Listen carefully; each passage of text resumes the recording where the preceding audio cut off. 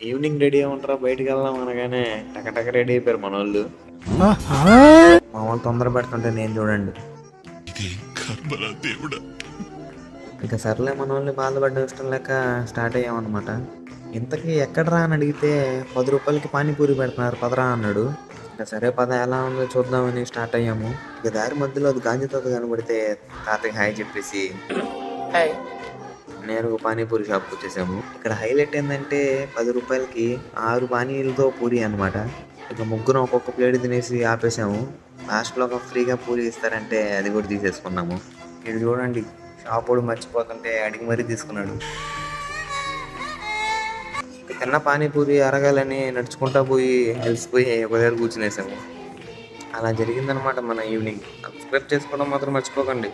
Next video కలుద్దాం మరి. మళ్ళా బాయ్. థ్యాంక్స్. Love you.